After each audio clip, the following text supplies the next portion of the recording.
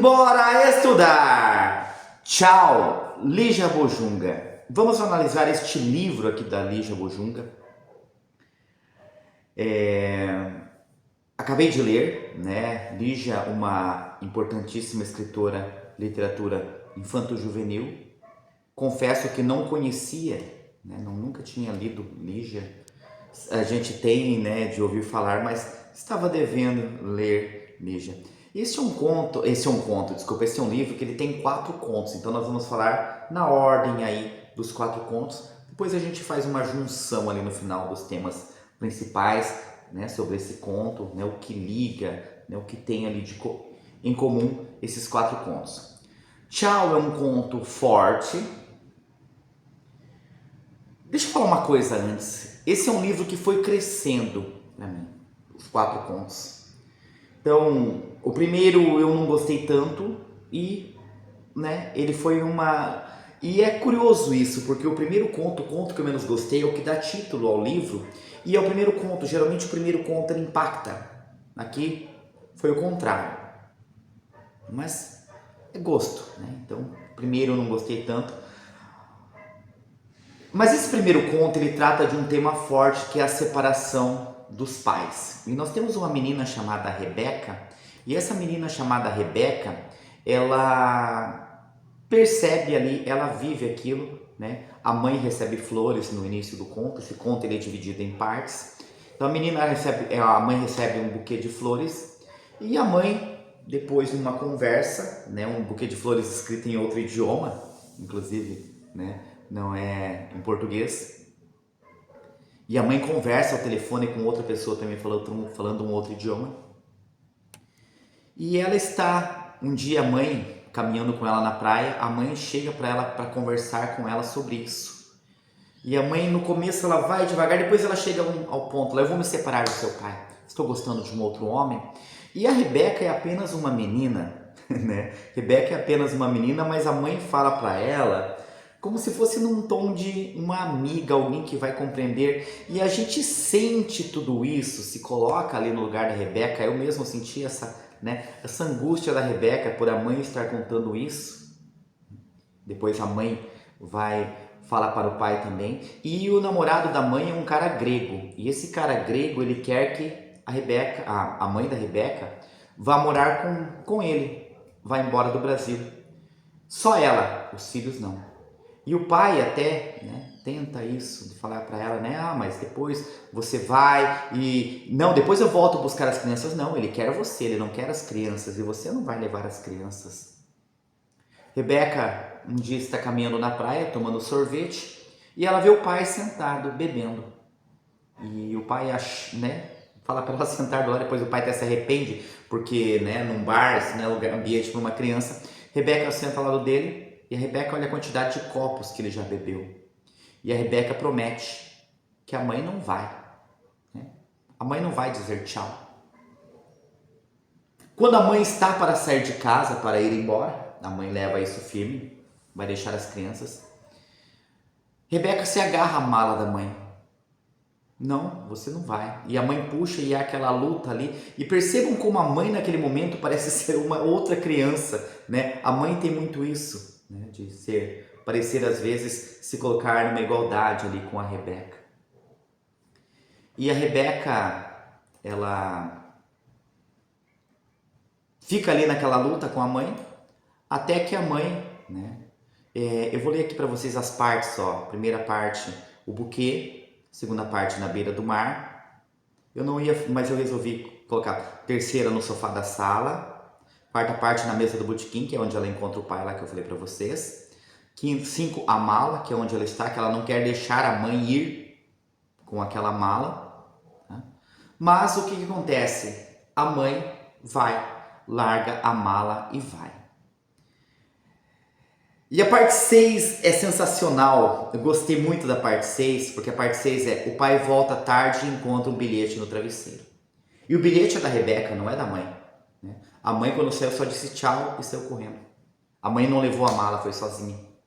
A vontade dela de ir com o cara era maior. Não vamos entrar aqui nos motivos dela ir, dela não ir. Mas é estranha a forma como ela agiu em tudo isso.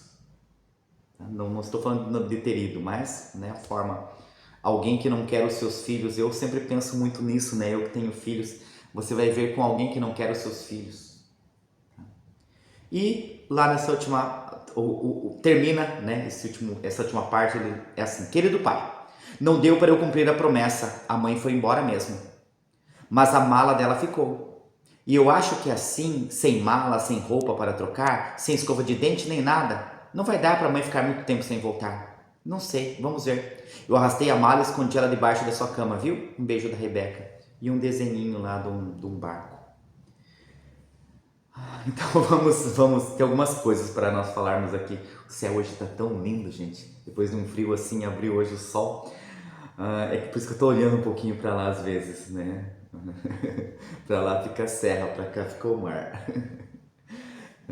Então, voltando aqui, eu me perdi ali com o sol, né?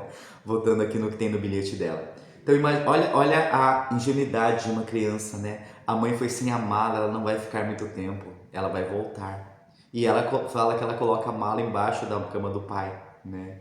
Embaixo da cama, um beijo da Rebeca, como se assim ela tivesse meio que resolvido ali a situação. O segundo conto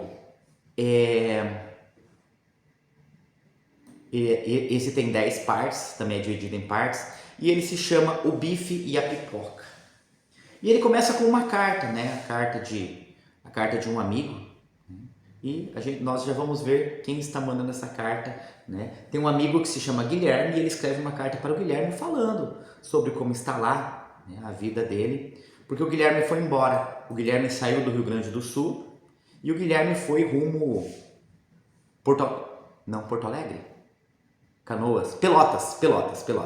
Foi para Pelotas no sul, tá? Então, né, saiu do Rio. E ele até fala, né? O meu pai falou que pessoas aqui do Rio não se acostumam com o frio aí do sul. Então, você poderia vir nas férias de julho aqui, porque aí vai esfriar. E aí, gente, esse menino sente a falta desse amigo ali no Rio, porque eles estudaram juntos o tempo todo. A segunda parte é na sala de aula. E ele vai narrar como é na sala de aula, numa aula de geografia, e tem um menino novo na sala, né? Esse menino, ele pergunta como é o nome dele, Turíbio Carlos. Turíbio Carlos? Mas vamos chamar de Tuca. Então eles começam a chamar o menino de Tuca. Tuca não conversava com ninguém. E o nome do menino que escreve a carta, né, do personagem principal aqui, é Rodrigo. E o Rodrigo um dia chega comendo sanduíche, ele vê que o Tuca não tira o olho, né, até que ele dá o sanduíche. Aquele menino, ele está ali como bolsista, é uma escola caríssima, e ele é bolsista, então ele não está acostumado com aquilo, né? E a gente se coloca no lugar de uma criança que vai estudar numa escola particular e ela é bem pobre. Aquela amizade entre os dois vai crescendo, e o Rodrigo passa a ensinar o Tuca não consegue compreender principalmente matemática. E o Rodrigo passa a ensinar o Tuca a partir dali. E aí o Rodrigo, o Rodrigo passa a ensinar o Tuca. O Rodrigo escreve uma outra carta para o Guilherme, que é, né, a parte 3, carta de amigo. E ali ele vai falar, né, que o Guilherme sempre sabia o que queria ser, mas o Guilherme sempre mudava e ele nunca sabia o que queria ser. Agora ele decidiu, ele queria ser professor, porque ele está ensinando o menino senta no mesmo lugar que ele sentava. Ele vai contar isso. Parte 4, você gosta de pipoca? O Tuca chega com essa ideia de convidar o Rodrigo para ir comer pipoca na casa dele. A mãe dele faz pipoca todo sábado, então vai lá, vamos lá. E o Rodrigo topa. Só que o Tuca mora no morro. Então não dá para o Rodrigo subir o morro sozinho. E aí o Rodrigo fala para o Tuca, então vamos almoçar lá em casa, né, que depois a gente sobe. E o Tuca se encanta, né, com aquela casa, que casa enorme, ele nunca viu aquilo, né, cheio de coisas lá, né, vai pegar uma coisa na geladeira, e aí vem a parte 5, que é o bife lá da esquina. O bife lá da esquina é por quê? Porque a empregada da casa do Rodrigo, ela estava fazendo um bife, e ele se lembra de um restaurante, ele trabalha de lavar carros ali, que serve um bife macio, parece um bife gostoso, mas ele não tem dinheiro para ir lá, e ele vai comer aquele bife, né? aquele bife gostoso ali. Chega a hora do almoço, né, que é a parte 6. Na hora do almoço, o Tuca se senta e ele começa a observar tudo que fazem, né, na mesa, aquela mesa, né, daquele jeito assim. Aquilo tudo era novidade para ele e ele começa a imitar o que as pessoas fazem. Na hora que chega o bife, ele olha aquele bife, finalmente ele vai comer um bife macio daquele.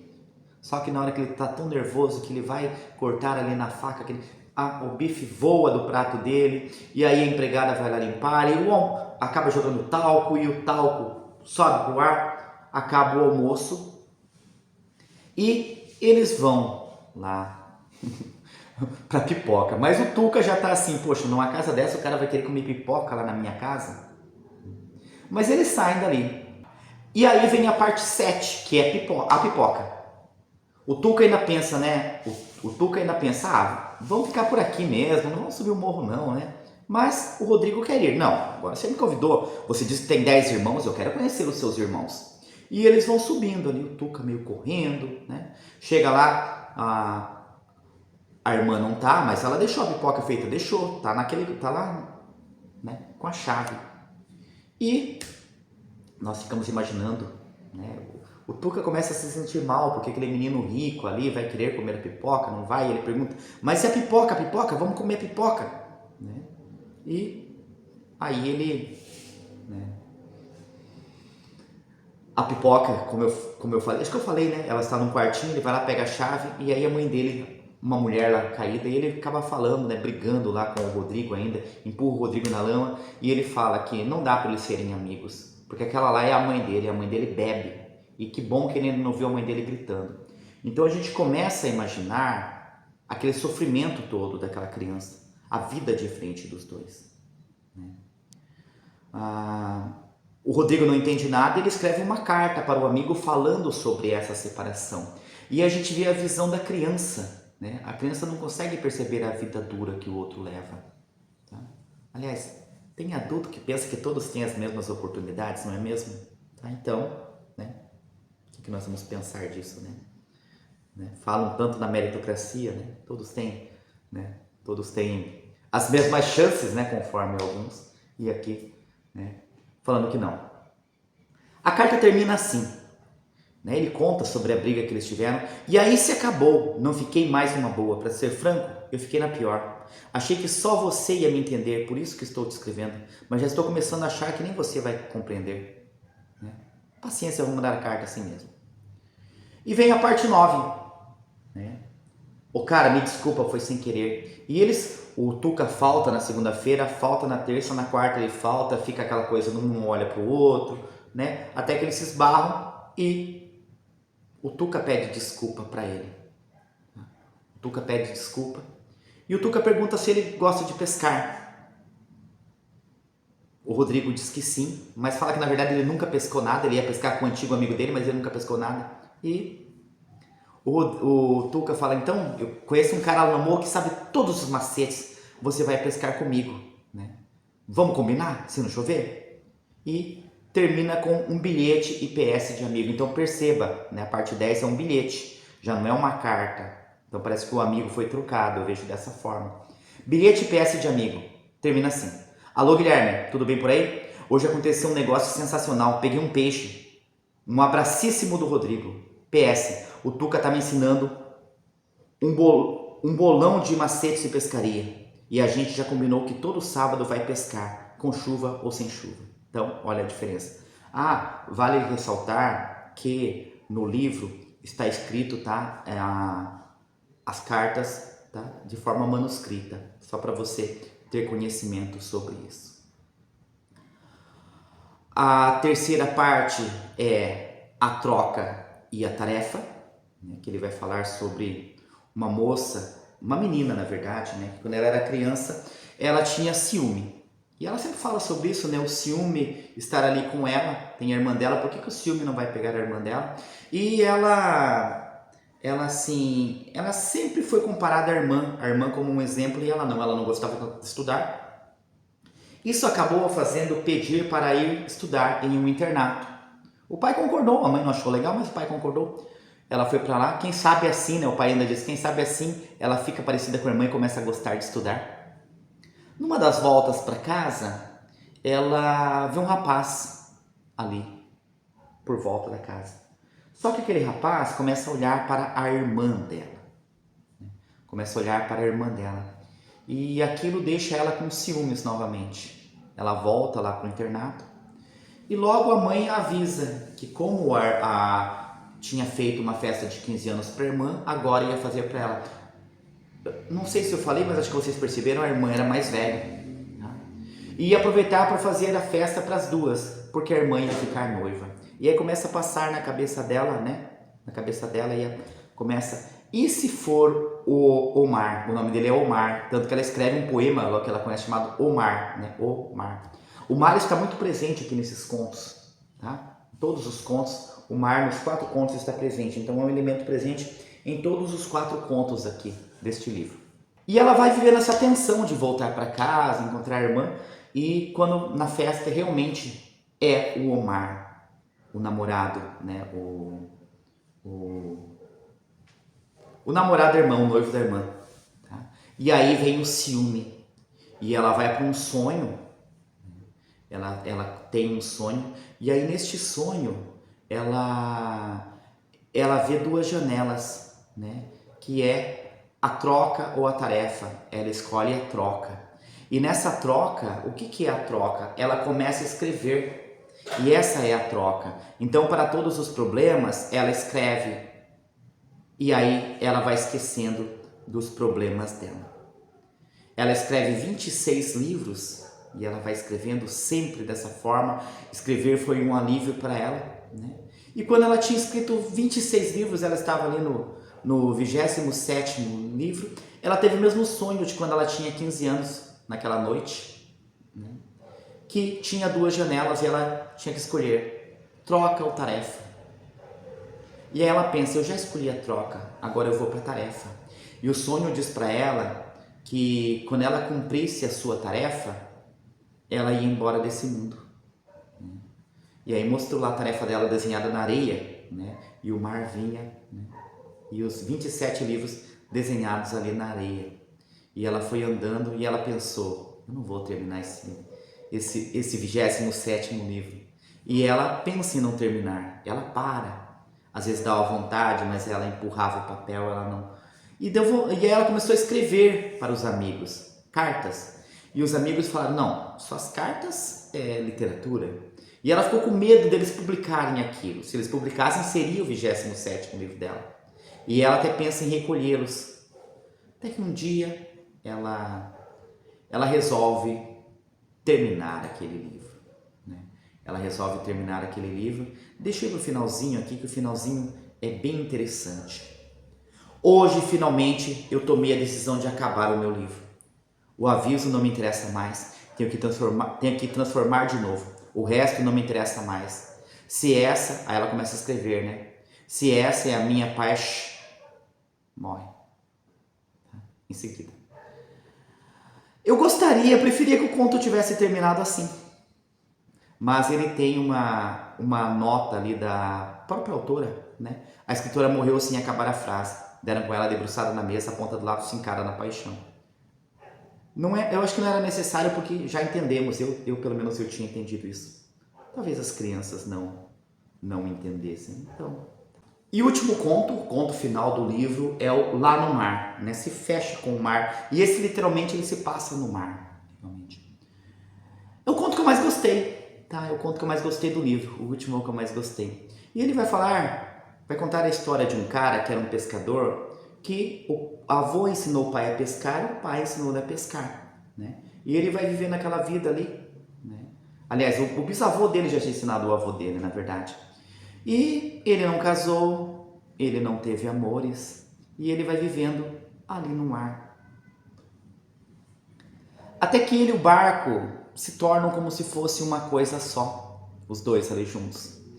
Ele, né, vivendo como o barco, não teve amores, contava histórias, o barco gostava de ouvi-lo, o barco gostava de suas histórias. Até que um dia eles estão navegando, ele vê o pai, vê o avô.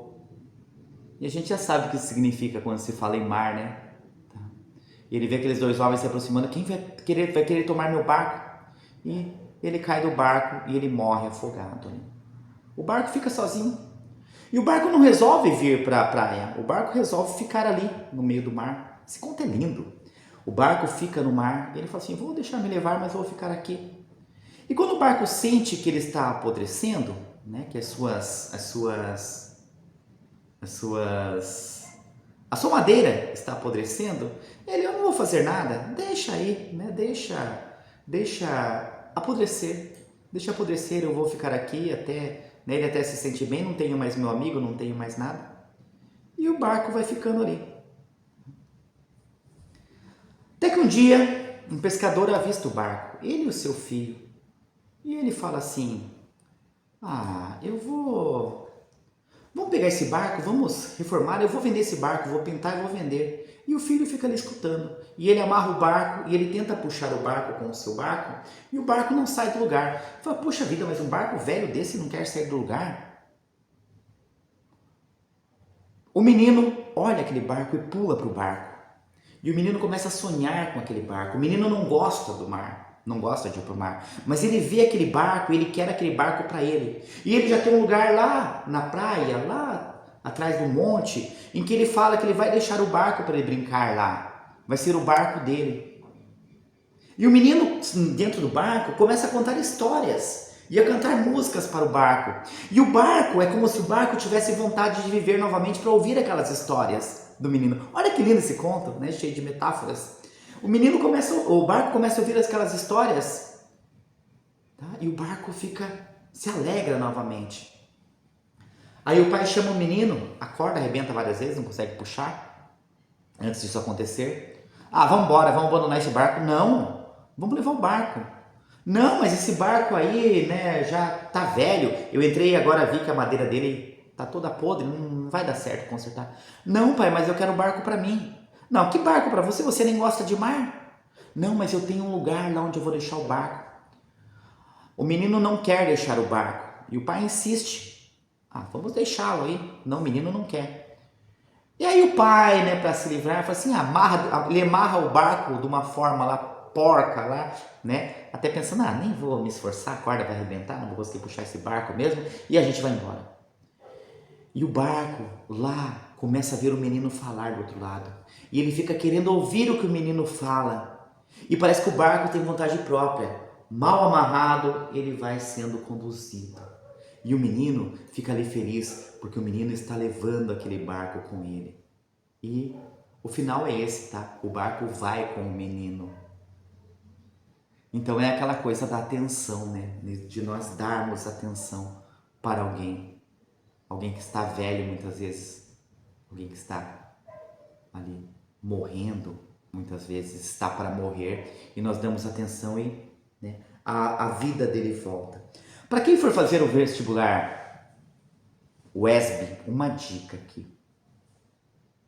O filme Amoras trabalha esse tema da velhice e de como uma criança foi lá e mudou a vida daquela mulher, daquela idosa no filme Amoras. Aqui acontece mais ou menos a mesma coisa. Uma criança vai mudar o destino do barco. Então, o vestibular pode fazer essa ligação aqui, tá? Para quem vai fazer o vestibular WESB, então fica a dica aí. Pessoal, então esse é um livro gostoso de se ler, fácil de se ler, uma linguagem, né, para infanto-juvenil, então uma linguagem bem simples, bem tranquilinha, tá? Você lê rapidamente. E tem como tema o mar e a ingenuidade das crianças muitas vezes também. Tá? Isso também é colocado ali. As crianças veem de uma forma mais simples de se resolver as coisas. Isso também tem lá no filme Amoras, tá? Beleza, pessoal? Chegou até o final, então, tá? Deixa o seu like, não se inscreveu no canal, ainda se inscreve, comenta aí no vídeo, compartilha. Eu espero que vocês tenham gostado. Por hoje é isso e simbora estudar!